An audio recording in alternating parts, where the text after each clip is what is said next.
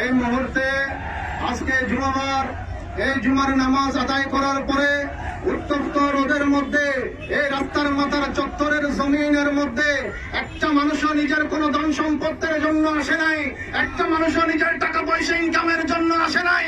এই গরমের মধ্যে মাথার গাম পায়ের মধ্যে ফেলে প্রত্যেকটা আশিক রাসূল একমাত্র দয়াল নবীর মহব্বতে এসেছে। আমার নবীর মহব্বত ছাড়া এখানে আমাদের আর কোন উদ্দেশ্য নাই। আমার নবীর চরিত্র মুবারক নিয়ে কথা বলেছে। হিন্দুস্তানের জমিনের দুইজন কুলাঙ্গারকে উদ্দেশ্য করে জানাতে চায়, মুসলমানরা ঘরে বসে নাই, হাতের মধ্যে তলোয়ার নেই, বাংলার নাই, সারা বিশ্বের এক একটা জমিন বদরের জমিন হয়ে যাবে।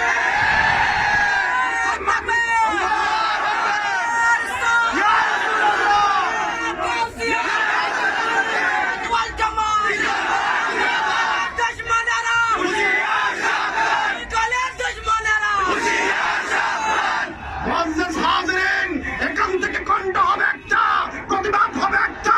দুনিয়ার জমিনে যেখানে আমার নবীর শানে বেয়াদবি হবে তাদেরকে আমার নবীর কদমে কতল করে দিতে হবে।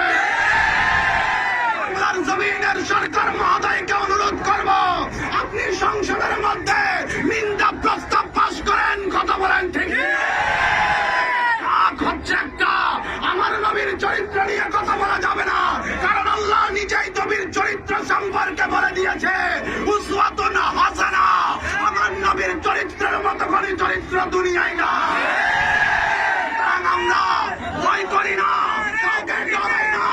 আমাদের উদ্দেশ্য একটা, আমরা যেখানে থাকি আমার জানের চাইতে প্রিয় নবীকে মহব্বত করি।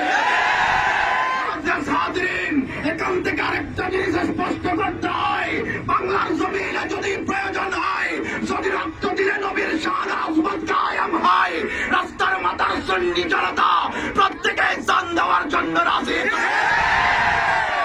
রক্তের প্রয়োজন হলে সুন্নিয়তের প্রত্যেক বীর পুরুষরা এক একজন খালিদ বিন ওয়ালিদ হয়ে যাবে, ঠিক না?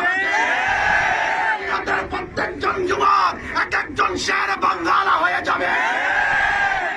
এক একজন যুবক আল্লামা নুরুল ইসলাম ফারুকী হয়ে যাবে। এখান থেকে একটা কথাই বলতে চাই, আমরা ছোট্ট দেশ যদিও আমাদের এখান থেকে আমরা নিজ নিজ দায়িত্ব থেকে হিন্দুস্তানের জমিনের যতগুলো প্রোডাক্ট আছে আমরা সবগুলোকে বয়কট করবো, রাজি আছি না? মহব্বতে বয়কট করতে পারবো কি পারবো না?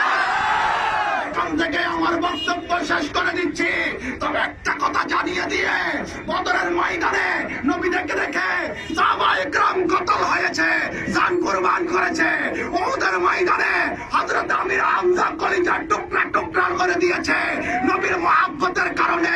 সুতরাং আজকে থেকে যদি আহলে সুন্নাত ওয়াল জামাতের পক্ষ থেকে ডাক আসে, আমার নবীর জন্য কে কে জান দিতে প্রস্তুত?